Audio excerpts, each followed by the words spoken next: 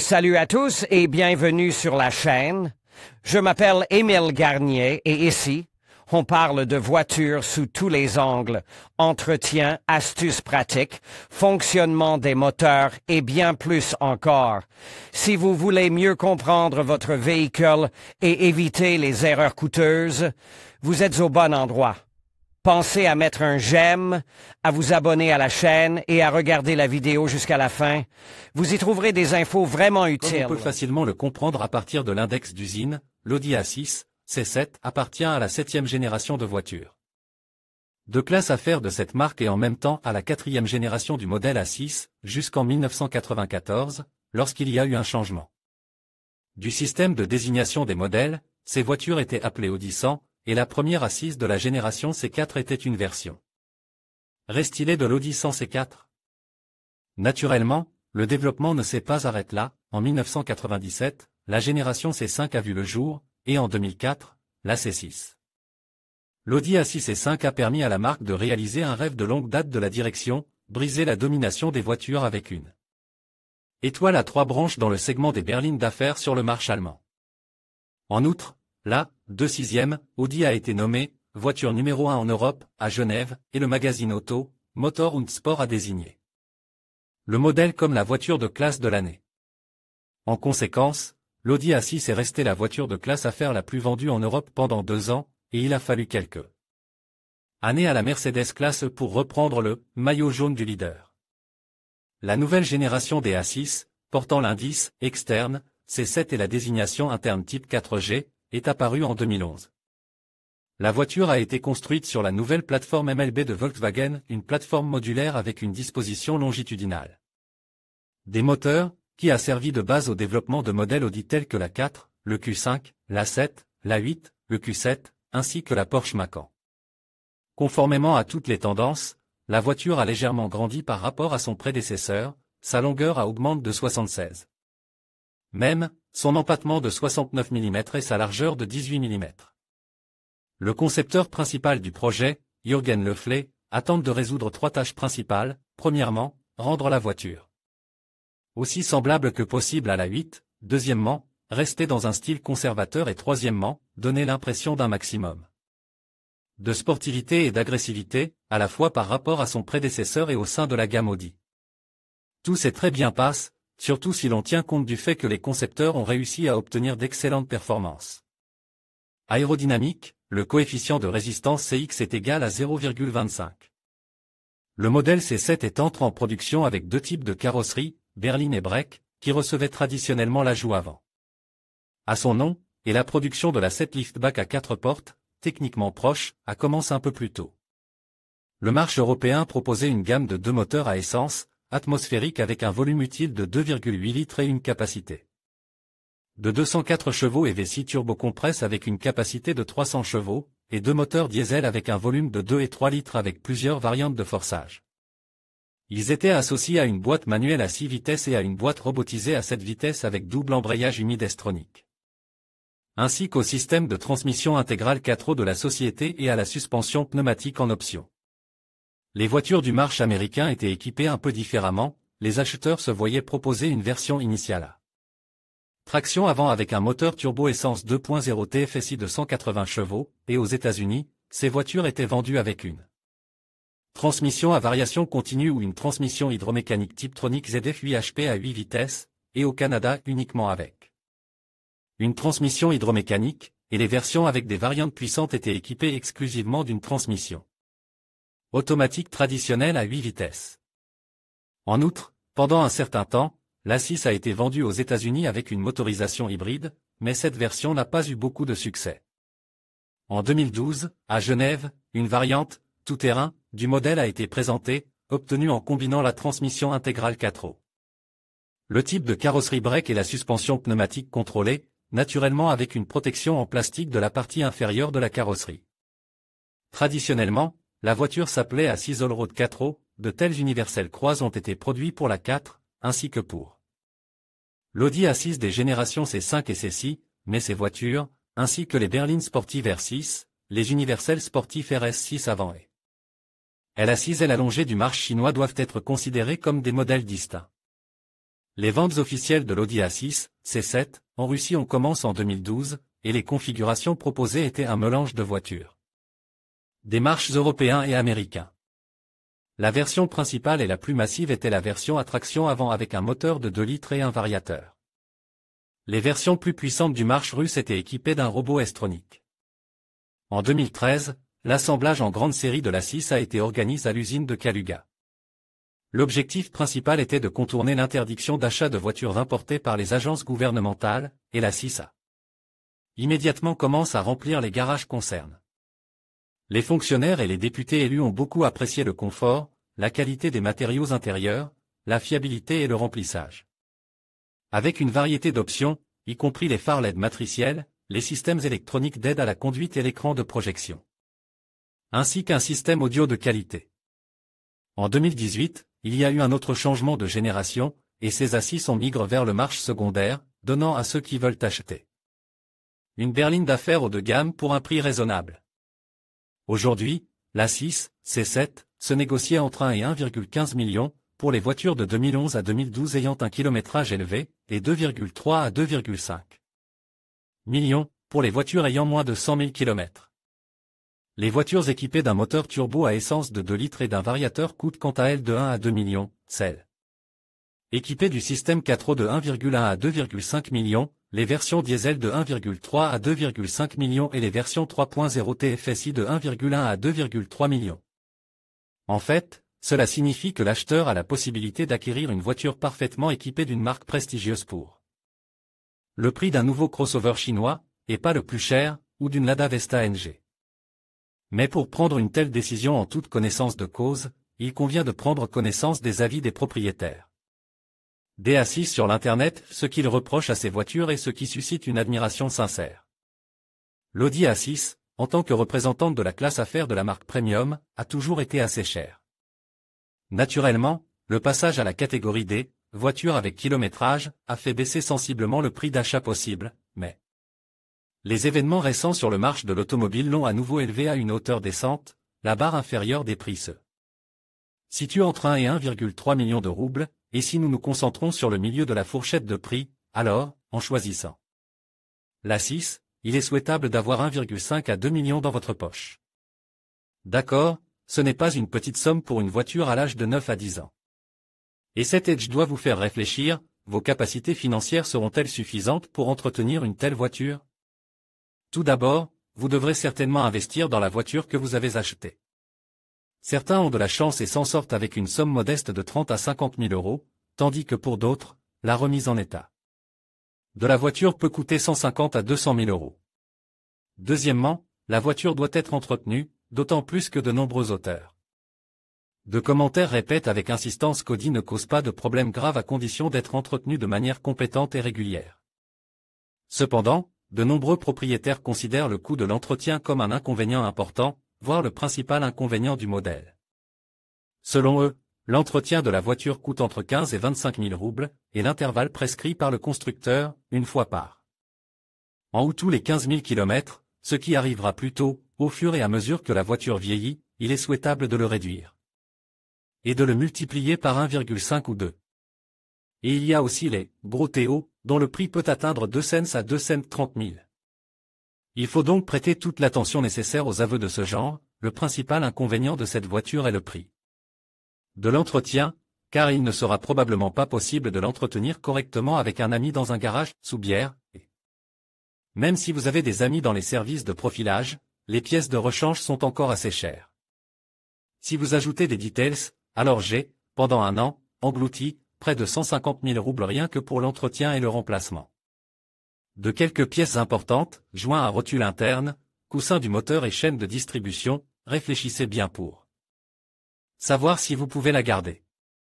En effet, cette voiture ne vous procurera des émotions positives que si elle est entretenue et si tout ce qu'elle contient est en bon état de marche. Dans le cas contraire, elle vous mettra le bazar dans la tête et aspirera tout l'argent de son propriétaire. Troisièmement, l'âge est l'âge, et on ne peut rien y faire, plus il est élevé, plus la probabilité de défaillance de certaines unités est grande. En principe, l'Audi A6 est une voiture très fiable, et lorsque les propriétaires écrivent fièrement qu'au cours des années de possession, La voiture n'a nécessité aucune réparation sérieuse, et que toutes les dépenses se sont limitées aux travaux d'entretien et aux consommables, il ne manque pas. Et lorsque le vendeur commence à vous chanter ses chansons, il ne ment pas non plus. Sauf que cela signifie souvent que de graves problèmes sont à venir, et que vous les aurez tous. Si vous voulez prendre plaisir à conduire et à apprécier votre voiture, achetez-la, mais soyez toujours prêt à ce que la voiture puisse vous demander de l'argent pour des réparations à tout moment. Ce peut être un peu, beaucoup, pas du tout, mais il faut s'y préparer et avoir au moins 50 000 € pour les dépenses imprévues. L'Audi plaît jusqu'à 220 à 250 000 km, ensuite c'est un aspirateur à argent. Certains pensent que le point de non-retour se situe encore plus tôt, à un kilométrage de 120 à 150 000 km, mais ce point de vue n'est pas partagé par tous. Quoi qu'il en soit, les propriétaires déconseillent vivement d'acheter des véhicules après un chip tuning et avec des catalyseurs coupe. Quatrièmement, il faut s'attendre à des frais d'assurance réguliers et à une taxe élevée.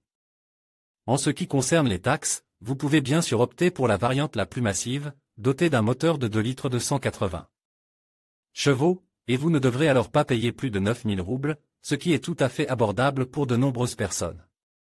Mais pour la voiture équipée d'un moteur atmosphérique de 2,8 litres, il faudra déjà débourser 13 520 roubles, pour les versions diesel.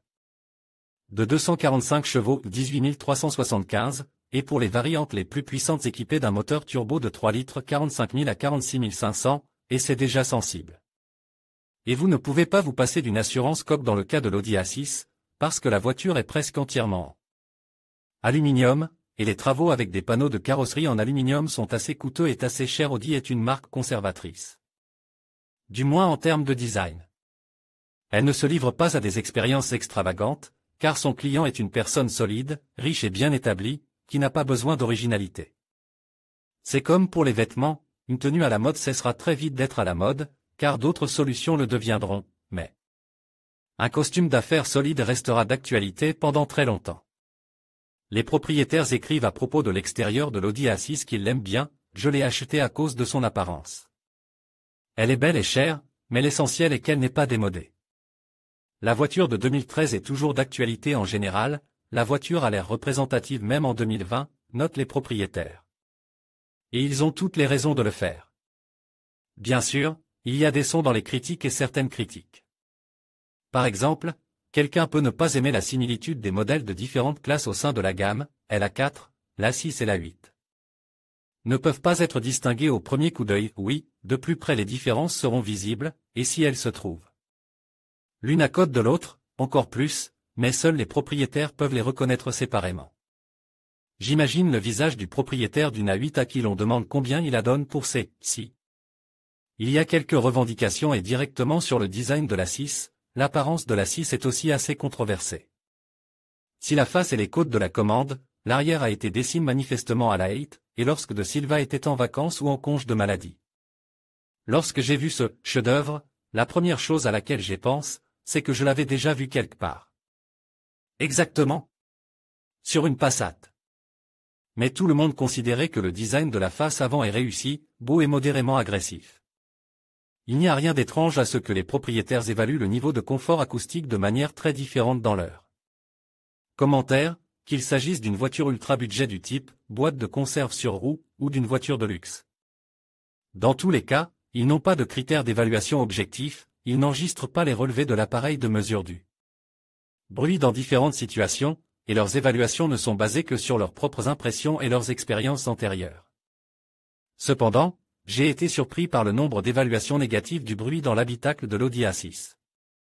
Non seulement cela, mais de très nombreux auteurs de critiques purement positives ont simplement noté l'isolation sonore comme l'un des inconvénients significatifs. De nombreux auteurs ont exprimé dans leurs critiques très vivement, ayant pris place dans le dispositif juste achète sur le caoutchouc cloud d'hiver, j'ai réalisé que l'isolation sonore est absente en tant que classe dans l'habitacle. Vous pouvez clairement entendre chaque clou, en ce qui concerne le bruit, en comparaison avec les camarades de classe, il n'y a pas de bruit ici, le bruit dans la C7 est vraiment dégoûtant.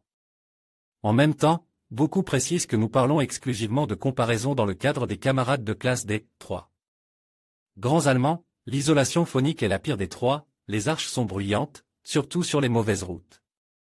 Les chocs légers dans la suspension, dont on ne peut se débarrasser, n'apporte rien de positif, sur une route pourrie, ça claque.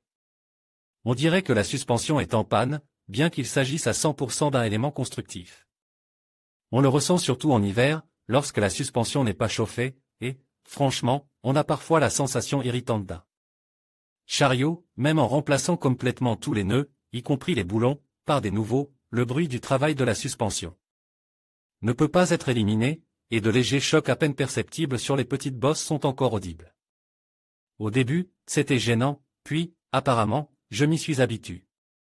En même temps, de nombreuses personnes considèrent que l'isolation phonique est tout simplement excellente, et quelqu'un pense que le bruit de la route n'est audible que parce que le bruit du moteur ne pénétrait pratiquement pas dans l'habitacle. Par essence, les voitures de marque premium doivent se distinguer de toutes les autres par le confort et la qualité de l'intérieur, et à cet égard, l'Audi A6 correspond tout à fait à son statut. Tout d'abord, l'intérieur se distingue par une excellente ergonomie, l'organisation de l'intérieur et de l'espace est de premier ordre, tout est à portée de main, quand on s'assoit, tout est en place, familier et confortable. Un bon 5. Naturellement, l'ergonomie ne peut pas satisfaire absolument tout le monde, les gens sont tellement différents. Mais il y a très peu de personnes insatisfaites de l'ergonomie de la 6. Et une personne peut ne pas être entièrement satisfaite d'un siège ordinaire, mais elle sert à entièrement satisfaite d'un siège sport. Mais la qualité des matériaux utilisés est encore plus importante, Audi privilégiez toujours les matériaux naturels dans l'habitacle. Lors du choix d'une voiture, vous pouvez donc choisir le cuir que vous préférez, le cuir Milano, très pratique mais un peu grossier. Ou le cuir Fenapa, de grande qualité mais un peu moins pratique. La perspective d'avoir les fesses mouillées par la chaleur de l'été ne vous enchante pas? Recherchez une variante avec ventilation des sièges ou avec sellerie combinée, ce qui, soit dit en passant, est beaucoup moins cher. Et les inserts en plaquage naturel? Il ne s'agit pas de plastique bon marche, sous un arbre. Dans l'une des critiques, l'auteur a écrit « Je serai honnête si j'avoue que j'achète la 6 avant tout à cause de ses inserts en bois. » Cela peut sembler ridicule, mais c'est vrai et même après 6 ans, il continue à me ravir les yeux chaque fois que je monte dans la voiture. Audi A6 Sedan, 4G C7, 2012 à 2015 et ce qui est très important, c'est que tous les matériaux de finition, qu'il s'agisse de cuir ou de plastique, se caractérisent par une excellente résistance aux influences les plus diverses, avec un kilométrage de plus de 150 000 km, il n'y a aucune éraflure à l'intérieur. Tout est fait de manière très qualitative et fiable, pendant les 5 à 6 premières années, la voiture sentait comme une voiture neuve. Le chrome ne se décolorait nulle part, le cuir ne craque pas. Le nombre d'options est également impressionnant et de nombreuses options, qui étaient auparavant payantes et n'étaient pas du tout bon marche, par exemple, les fermes-portes, les rideaux latéraux et arrière, les sièges arrière chauffants, la climatisation à 4 zones ou l'écran de projection, peuvent vous être livrés, pour ainsi dire, dans un paquet, et sans augmentation de prix significative. En même temps, la voiture plaît par son code pratique, y compris le volume du coffre, le coffre est suffisant pour tous les trajets, tout y rentre. Des échelles, du matériel de ski, 5 valises, un landau, un panier, un carton et un petit chien, la plus grande caisse de sa catégorie.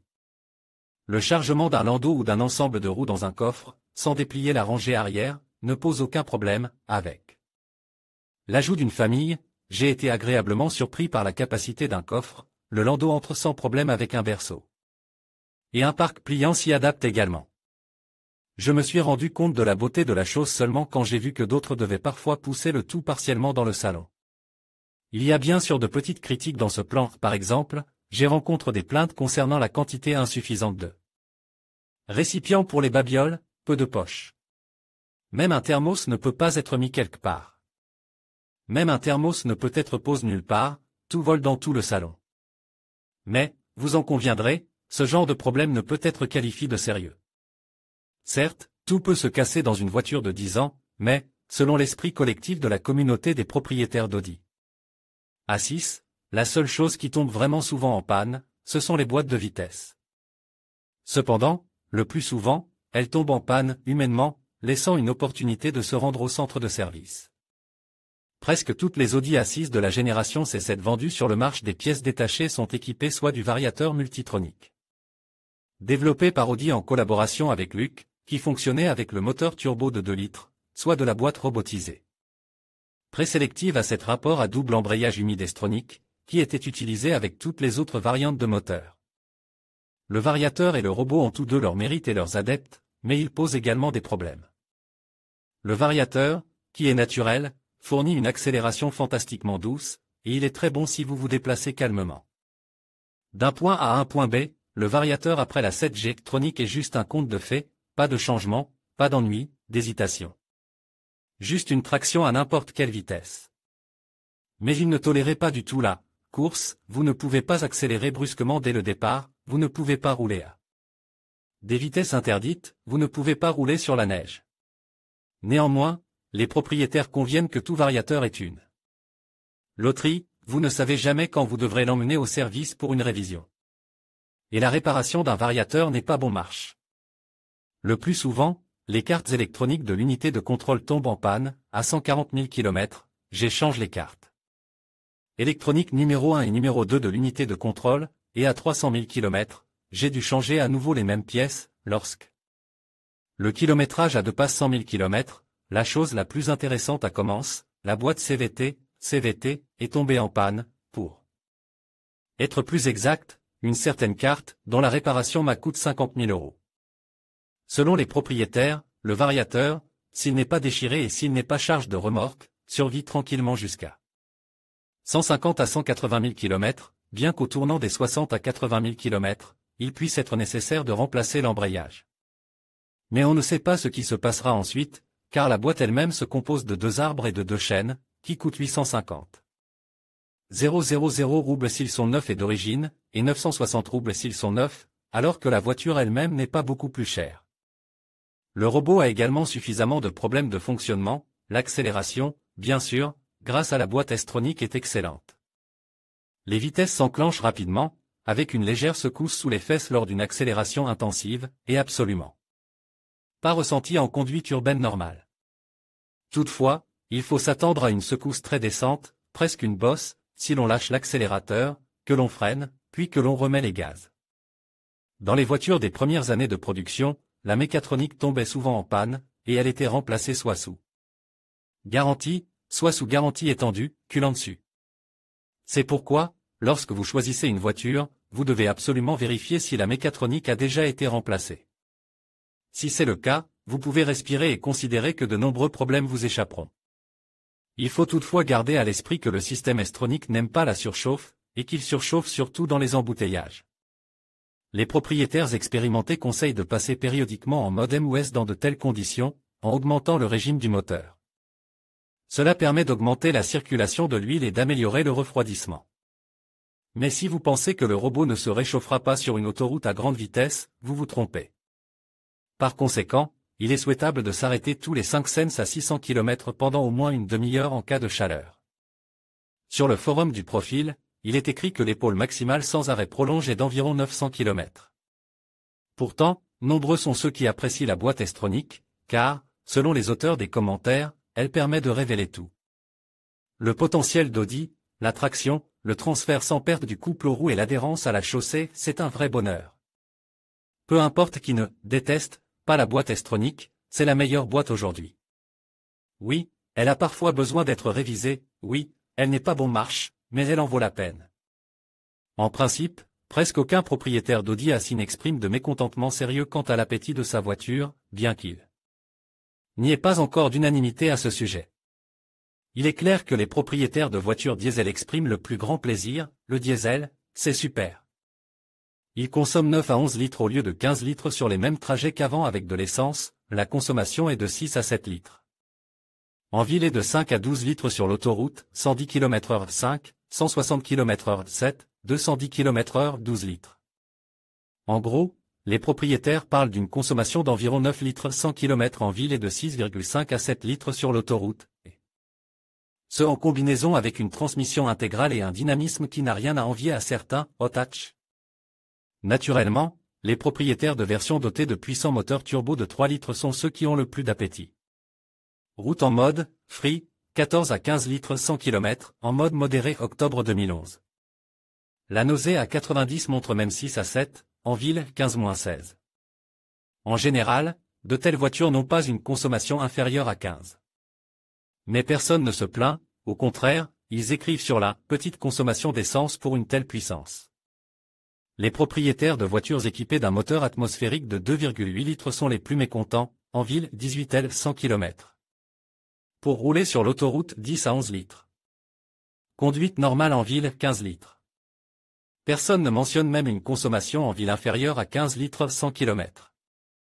Il y a aussi des mécontents parmi les propriétaires des versions les plus massives à traction avant avec des moteurs turbo de 2 litres. La consommation est abrutissante, en ville 13, le bonheur, 15, plus proche de la norme, et ce en pédalant relativement calmement. Les données du passeport mentent, je m'attendais à bien moins. Sur autoroute, si l'on roule tranquillement, on part de 7, si l'on appuie, on est déjà en dessous de 10. Mais il n'y a pas beaucoup de voitures de ce type, et la plupart des propriétaires évaluent la consommation de ces voitures de manière plutôt positive. La consommation de carburant d'une berline d'affaires, septembre 2010 litres 100 km, est agréable. Quoi qu'il en soit, la majorité des propriétaires des A6, quel que soit le moteur, traitent le problème de la consommation à peu près. De la même manière, peu importe la quantité d'essence consommée, 12 ou 14 litres, l'important est que j'ai du plaisir à conduire cette voiture. Un autre problème, dont aucune discussion sur l'Audi A6 sur l'Internet ne peut se passer, est celui de l'accumulation d'huile, inhérente au moteur à essence turbocompresse de 2 et 3 litres. On pourrait croire qu'il n'y a pas lieu de s'inquiéter, on fait le plein d'huile d'une vidange à l'autre, et c'est tout. Mais si. L'on oublie quelque chose, les anneaux d'huile peuvent former une flaque, et c'est la révision générale qui s'impose. Vous devez alors procéder à une révision complète et c'est déjà très désagréable d'un point de vue financier. L'évaluation de l'ampleur de la catastrophe peut être très différente. Quelqu'un écrit qu'il remplit 1 litre d'une vidange à l'autre, et c'est tout à fait normal, quelqu'un pense que 100 millilitres pour 1000 km ne devrait pas causer d'inquiétude. Sauf que dans de nombreux cas, la consommation d'huile commence à augmenter de façon catastrophique, à 150 000 km, l'altération irréelle de l'huile commence, et à l'approche des 200 000 km, je faisais la pointe à raison d'1 litre tous les 500 km. C'est l'horreur, camarades. Je l'ai ressenti à plein, j'ai fait le plein d'environ 1 litre tous les 2000 km, j'y roule très tranquillement, en mode homme de plus de 60 ans, même avec les réglages confort.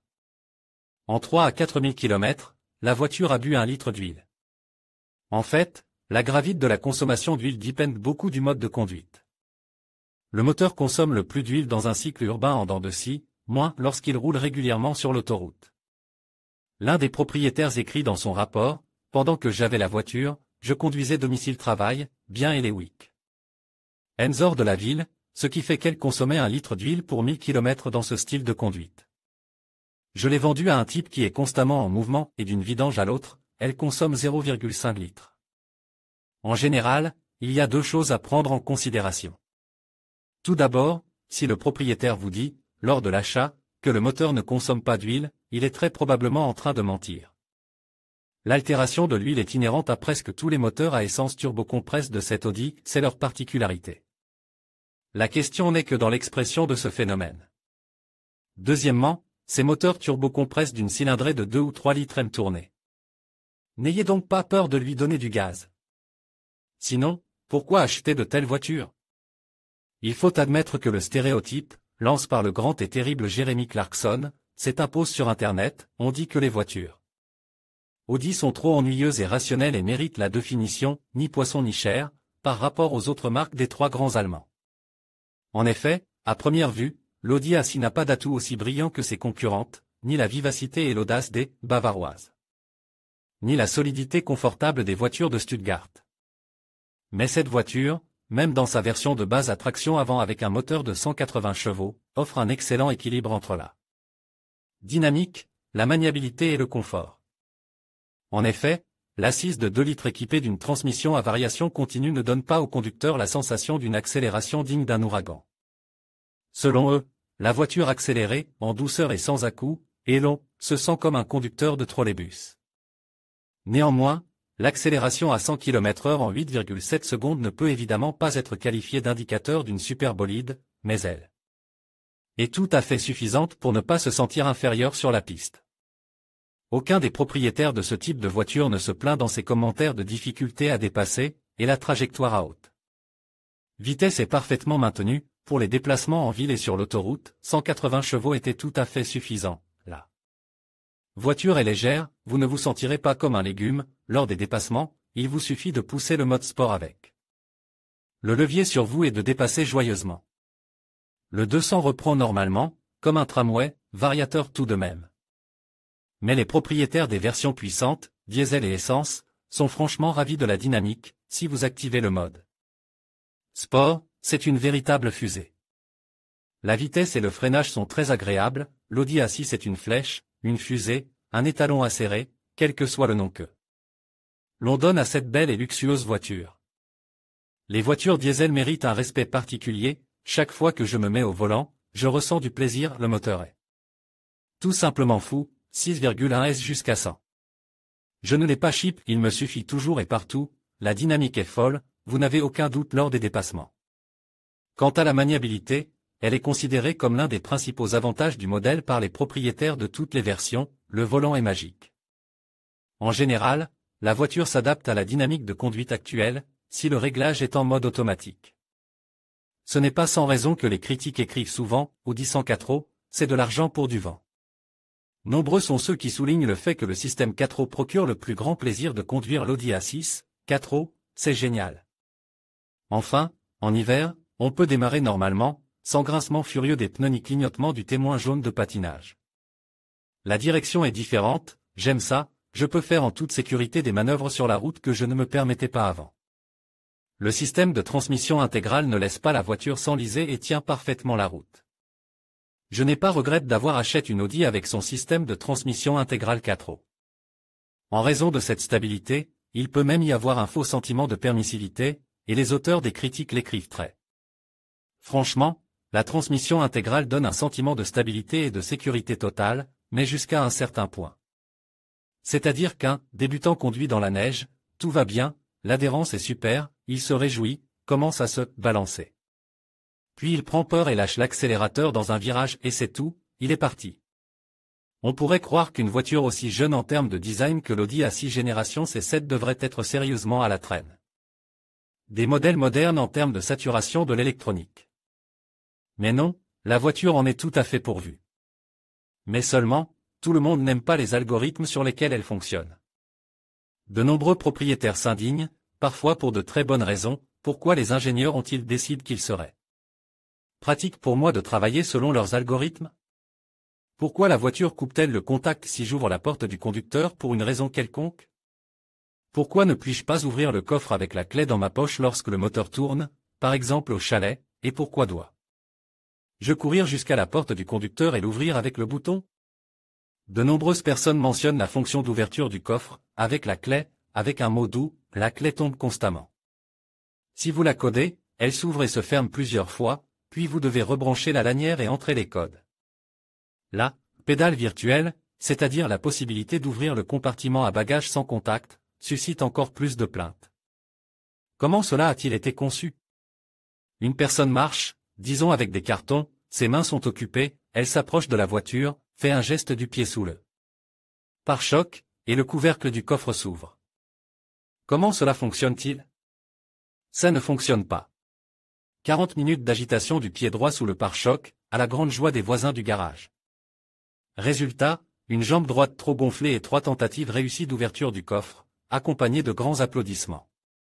Qui se transforment en applaudissements. Je ne vous dirai pas quels conseils ont été donnés pendant ce temps.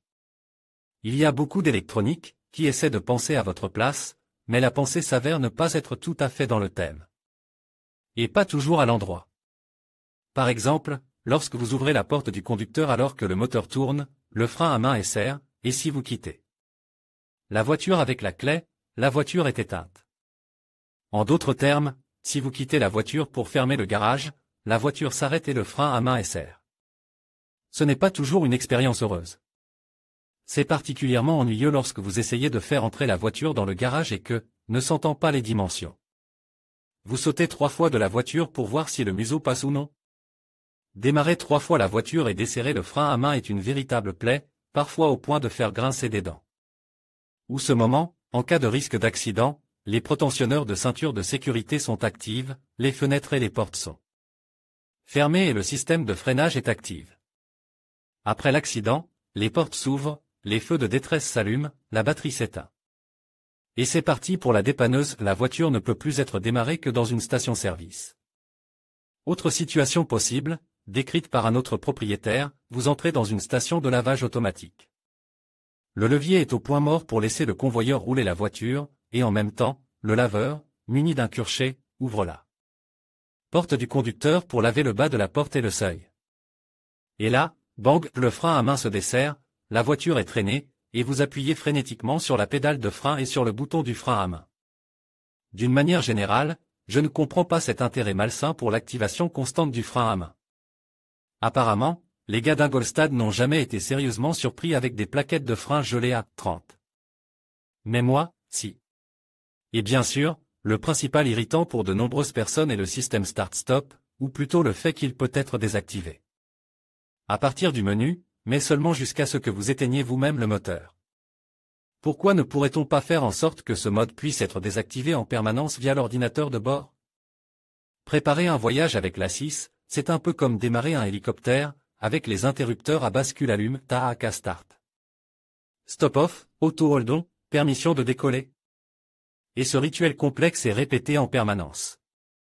Et tout irait bien si le système ne coupait le moteur qu'au feu de circulation. Voici une autre situation de la vie, vous faites demi-tour, par exemple au garage, vous vous arrêtez et la voiture cale. Et là, pendant que vous allumez l'arrière, pendant que vous démarrez le moteur, et en plus il faut attendre que la secousse n'ait pas été. Bref, ce système énervait beaucoup de gens, et je les comprends. Le choix d'une voiture permet toujours de tirer quelques conclusions sur la personnalité de son propriétaire.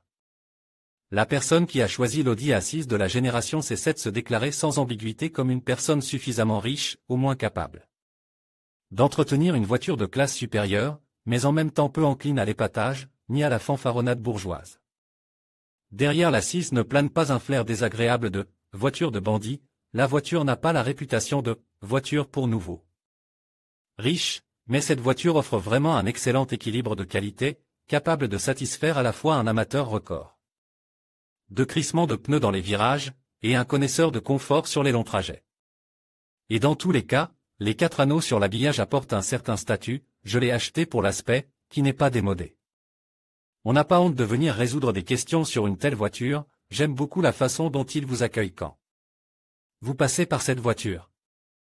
En effet, malgré son âge, la voiture aura une allure tout à fait organique tant sur le parking d'un hôtel de luxe qu'à proximité des un centre d'affaires ou d'un bâtiment abritant des autorités publiques. Le respect des autres usagers de la route n'est pas moins agréable, et de nombreuses personnes écrivent à ce sujet, ils ne me coupent pratiquement plus la route, soit ils me laissent passer, soit ils n'ont pas le temps, la voiture a 10 ans, ce qui n'est pas rien, mais malgré cela, ils me laissent poliment passer sur l'autoroute. En même temps, selon les propriétaires, l'A6 ne cause pas de désagréments sur le parking près de la maison, bien qu'il ne faille pas non plus s'attendre à une admiration particulière de la part des voisins. Toutefois, certains se plaignent que la voiture suscite souvent un intérêt excessif de la part des agents de la police de la circulation. Surtout si elle est équipée de phares à LED. Apparemment, la lumière des phares ADEL est si intense que les agents de la circulation décident que la voiture est très chère et qu'il est nécessaire de vérifier les documents d'une voiture suspecte. Mais, convenez-en, ce n'est pas un prix si élevé pour le plaisir de conduire et la certitude que la voiture peut faire face à n'importe quelle situation.